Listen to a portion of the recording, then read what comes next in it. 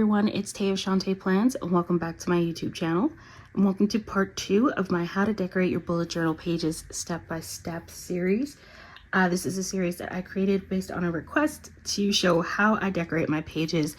And my goal with this series is to remove the intimidation of a blank page in your bullet journal and show you how to look at the page and realize it's broken down into sections and parts and help make it a lot easier for you to approach decorating your bullet journal pages. If you have not seen the first video in this series, it is the video that I did decorating the intro cover page. And if you haven't seen that, I will make sure that is linked in the description box so you can go ahead and check that out.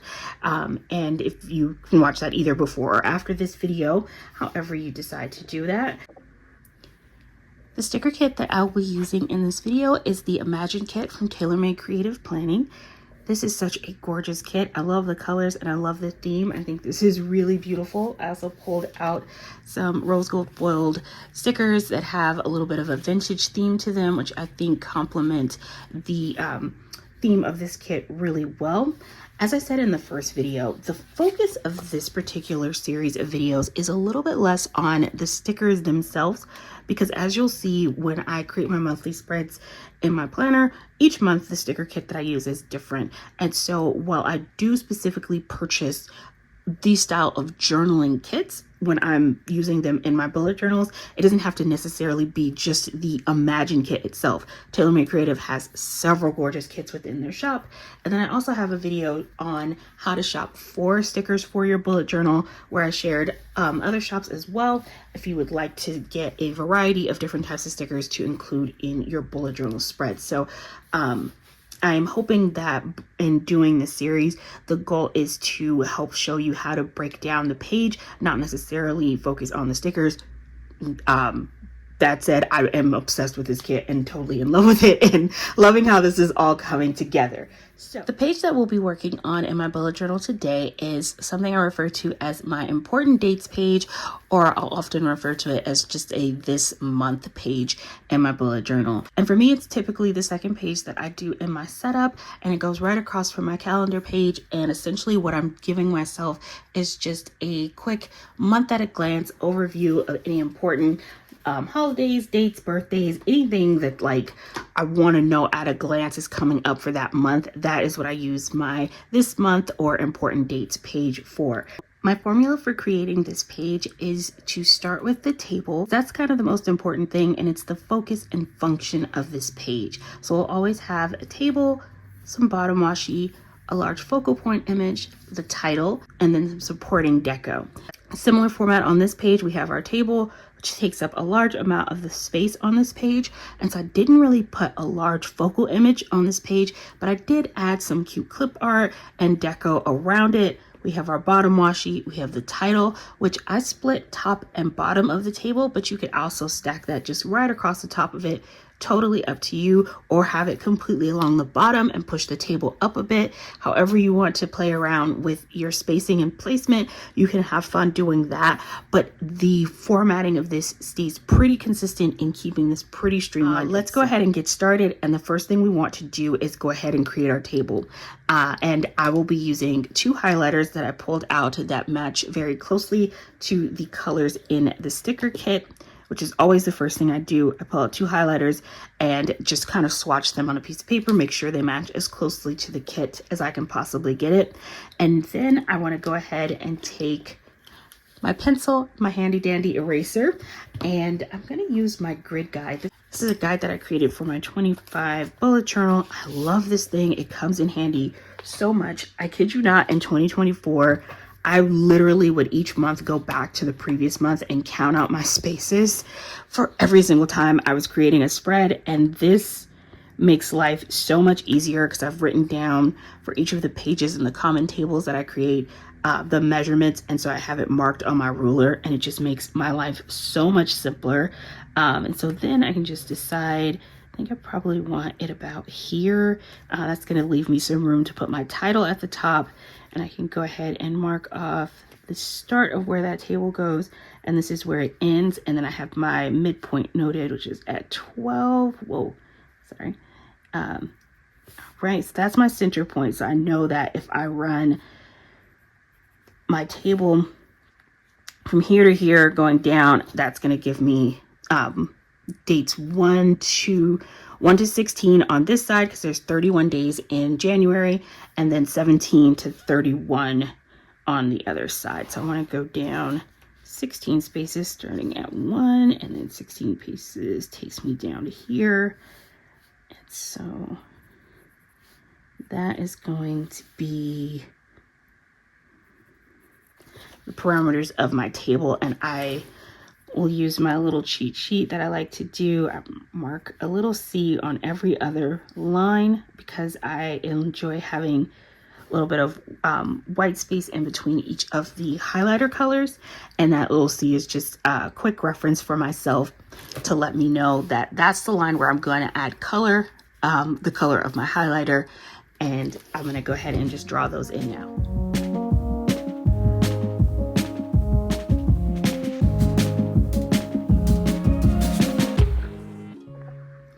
Okay, so we've created our table, and I completely messed up when I was drawing this line. I went into the center space, which I was trying to avoid doing, but that's okay. We're going to go ahead and cover that up with a sticker in just a moment. So I'm going to show you how we're going to fix that little mistake.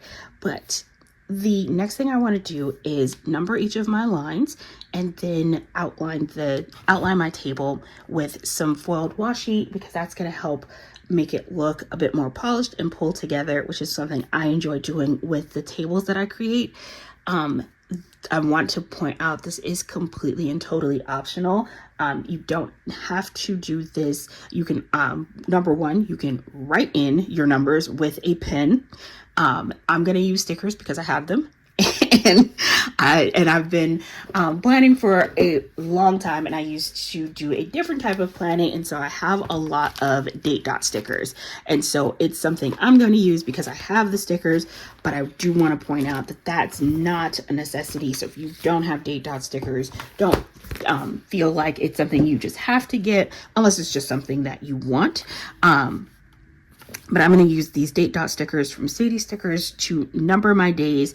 And then I also want to point out for you, you may take up more space in here if you write bigger than I do. I tend to write really small, so I only need one of these lines, and also don't need it to be super, super long. So if you are aware that you're going to need more writing space than this, you may end up drawing your table a bit differently than mine, in that you may start higher up on the page and go all the way down, in which case the formatting of how you'll want to set this up is going to be a little bit different, in that your table is going to be the main part of your page, and you're likely just going to have your bottom washi going across the bottom, a little bit of deco around the sides, and that is going to be enough to complete this table for you, which is fantastic as well.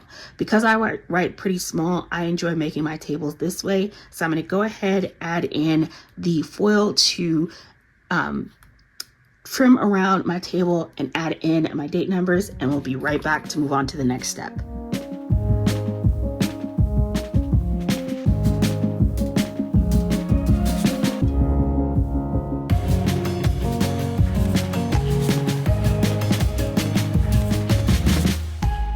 Now that my table is drawn, trimmed, and numbered, I'm going to go ahead and add in my bottom washi.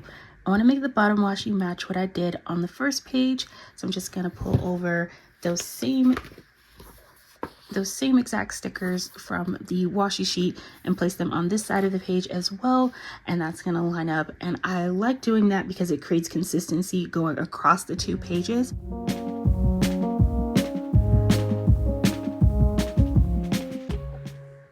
What's really funny is sometimes you don't stop and think about your tendencies until you have to explain it in a tutorial. And I did not realize this about myself, because what you're seeing me do here is I'm adding in this foil washi trim sticker. This is from Sadie Stickers, and it's her dotted washi. And what I'm doing is where those two stickers meet, that I placed down the two washi stickers, I'm covering up the line where they meet with this foiled sticker, because I feel like that trim makes it look neater and a bit more polished, and you're not seeing that line where those two stickers meet. Is literally the same concept of why I enjoy trimming this, because I feel like it just makes everything look a little bit more put together. And it's just one of those things that kind of I've been doing for years, kind of instinctively, I guess. And because it's the look that I like. And so again, I definitely want to point out that that is totally optional. It really comes down to your preferences of what you want the look to be. But certainly don't feel like that's a necessity if it's not something that you want to do. But it's just so funny to me that I don't always pick up on all of my tendencies until I have to stop and explain it in a tutorial. I'm like, why are you doing that? But we have now got our washi down. So we are moving step by step. As we said, we need to have a table, bottom washi, our title, our primary image, and then some supporting deco. So let's go ahead and decide what we want our primary image to be, because we've got plenty of room to do something really cute and creative with like some of the fun images that are in this kit down at the bottom here. So let's choose what we want our deco to be. Okay, so I've chosen this hot air balloon sticker, and I'm going to put this down at the bottom of the page. Let's see if we can get this further down, and if not, I will take my scissors and trim the bottom of the sticker because I'm going to be tucking it in here anyway, so it's not like I need it to be seen. Just so that sits at the bottom of the page really easily without getting into my table. And that should make this put it out a lot easier. One of the things I like to do is place my stickers down but not press them too hard, and then if I do, I'll just take my tweezers and lift up under the stickers and lift it back up, because I do a lot of layering and I don't always know exactly where I'm going to layer, and so I love having my fine point tweezers to help me out when I get myself in those moments where I need to lift up a sticker. So I'm going to try to place that down and not press it. I like the placement of that so much. This is so adorable. I love those hot air balloons. I'm having a thought about what I want to do with the title for this, because I know I want this to say this month, and I have these stickers that say this month from Paper Trail Plans. This is where I get all of the title stickers for each of the pages in my bullet journal monthly setups. And they're fantastic because the titles are already written out for me. So I love having these. But because I decided to use these charm bracelet letter stickers for the January title on the cover page, and because it's the page right across from it, because I'm pretty sure once I turn the page and move on to my movies and TV tracker would be next, I'd go back to using just these scripts. But because this is right across from it, I think I'm going to go ahead and use these stickers to create something that says this month. And I think what I want to do is put this at the top and the month down at the bottom. And I think it could be cool to have the month dangling right up into underneath this hot air balloon. So let me see if I can figure out how to kind of dangle these charms and how to figure out if I can make these letters fit. And that is the idea I'm going to go with, and we'll see if we can make this work. I may need to scooch this over just a bit this way to make sure I have enough room for all of the letters.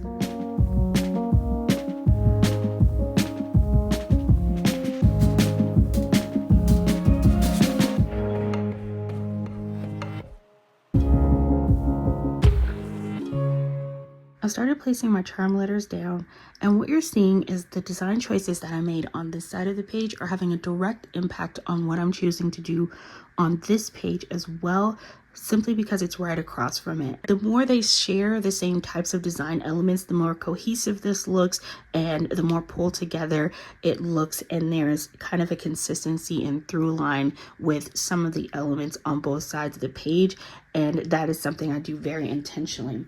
The next thing I'm going to do, this is something I've done quite a bit, where I'm going to add a floral, cut it in half, and split it across both sides of the page.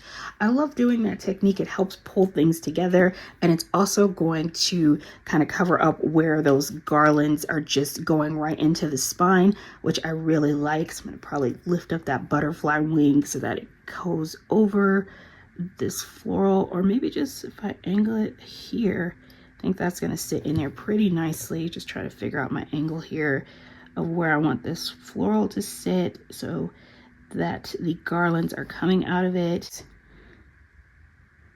Slice straight up here, and then place this on either side of the page. I don't want to get too close into my spine when I'm placing down this sticker.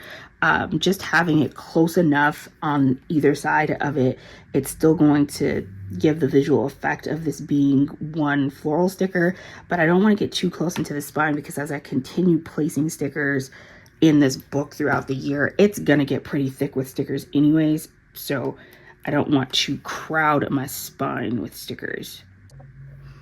Actually, I think I'm gonna switch my M and O because I want this larger M and a little bit of a smaller O. I think I'll prefer that. Oh yeah, I like that. Now we need to finish the first part of the title, which is the word this, and I want that to go at the top of the page. And my first thought is in this corner, I'd really like to place an image, and then I'll have the same way I have the chain washi coming out from behind the hot air balloons at the bottom, I'll have the chains coming out from behind the image that I placed at the top. So I'm trying to decide what I want. I was looking at the deco sheet. I think this kit has some of the most incredibly beautiful deco ever. Also, I'm a huge fan of pink. This kit is just like, for me, giving me like all the best feels. And so I'm trying to decide kind of what I want in this top corner. I picked out these two images. Whoa. Oh man, this is such a hard choice. I really like the way this sits in this space though. I kind of like this bottom corner sitting on top of this corner, but then this part I kind of want tucked underneath there. So I'm going to take my tweezers, kind of lift up that part and kind of tuck and place this here, and then start figuring out my chain placement going across so I can start dangling those letters. This is so adorable. Oh my gosh.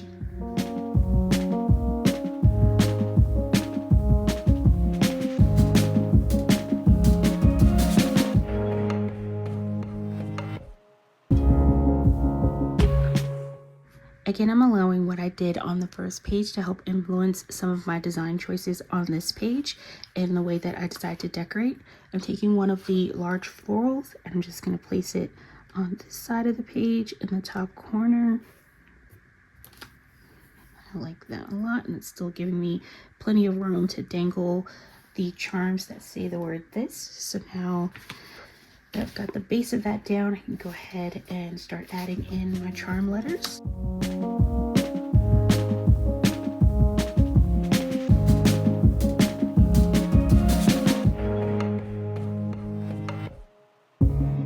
Now that we have our title complete, we have reached the point where we have conquered the blank page. We're now at what could be your stopping point. You have your table, so the page has its function, has its title, it has its primary focal image, the bottom washi, and some supporting deco. Now all you have to do is go in and start adding in whatever important dates and holidays that you want to add on here, and you can use this page functionally. So if you want to and you're happy, you can totally stop here. Because it's today, we're going to add a little bit more foil and supporting deco, and I love doing that because I feel like it starts bringing in a little bit more character and makes things a little bit more visually interesting. So I'm going to pull out some of the foiled deco stickers that have this kind of vintage theme to them. These are the same stickers that I pulled out as I was trying to decide what I might want to use on this page, and this is going to help me add a little bit more personality to the page.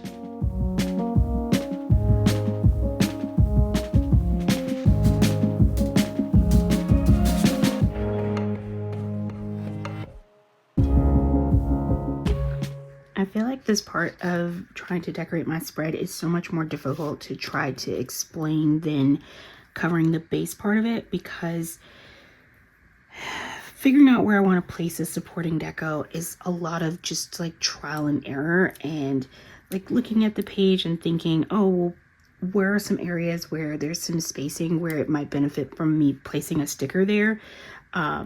And sometimes I'll go through, lift up things, try to place things down, see if I like the placement there, and if it adds something to the page or makes it end up feeling too crowded or there's too much going on there. I try to have a good mix of foil and colorful stickers because I feel like the two things really complement each other. If I have too many colorful stickers all happening in one space, sometimes I'll try to add in a little bit of foil just to help break that up. The same thing if I have too much foil happening in one space, I may try to pull in one of the cute little colorful clip art images or some florals to try to break that up so it doesn't look like there's just too much of the same thing happening all in one space. And so those are the thoughts that run through my head as I'm trying to figure out how I want to decorate these different areas of the page, because it really comes down to choosing a sticker kit that's got some cute clip art that you like, because I find that that helps to be really inspiring in helping you decide what you want to put on the page. And then you just kind of start placing things down and see what it is you like. And if you like how it looks on the page, go ahead and leave it there. And if you don't, pick it back up. And I'm trying to be very sincerely as helpful as possible, because the whole entire point of this is I know people have been asking and wanting very detailed kind of step-by-step of what my thought process is and how I go about figuring out how I want to decorate all of this stuff. And it's kind of a mix of instinct when it comes to what I think might look cute on the page, experience from having done this for so long. So I highly recommend get in there and just start playing around with your stickers. Don't be afraid to put them down on the page. Definitely want you to come away from this feeling encouraged and absolutely feeling like this is something you can totally do, because you absolutely can. It just, the more you do it, the more comfortable you're going to get with it, the easier it will become. You start realizing, oh, there are certain things that I know I really enjoy doing. To lift this part up just a bit, kind of tuck that under there.